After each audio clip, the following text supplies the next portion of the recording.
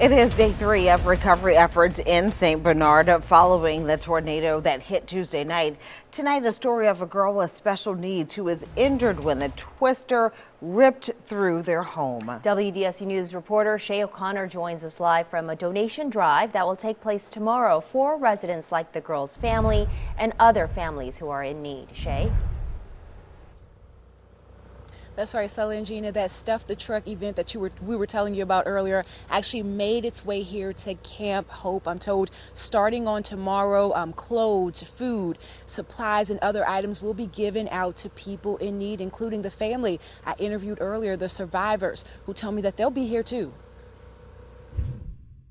The houses fly, they're coming for that way, and they make it turn it 2 times in the air. And I feel the houses hit it in the ground right there, by the time, because me and my wife fly all over and I go run in a room my daughter because I know my daughter's in trouble.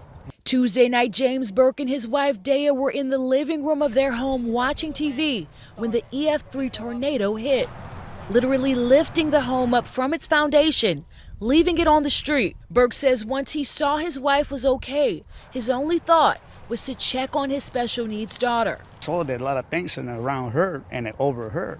And that's why I started picking them up and I pull it up, Their daughter Maria, 22 years old, was severely injured from the tornado. Right now, she's in ICU at a nearby hospital. Maria has muscular dystrophy. She's been in a wheelchair since 5 years old and uses a ventilator and trach machine 24/7 just to breathe. Now, as a result of the tornado, the family says she now also has internal bleeding.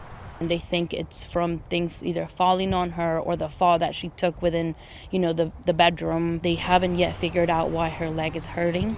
Her family says she's already had to have surgery since Tuesday night's severe weather, and her left lung was injured. But thankfully, she's alert.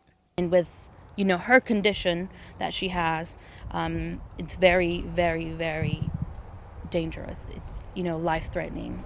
Friday, her mom and dad were out at what used to be their home along Prosperity, assessing the damage and salvaging their clothes. Despite it all, James says he's counting his blessings. I believe that God stay with us, there's no question about it.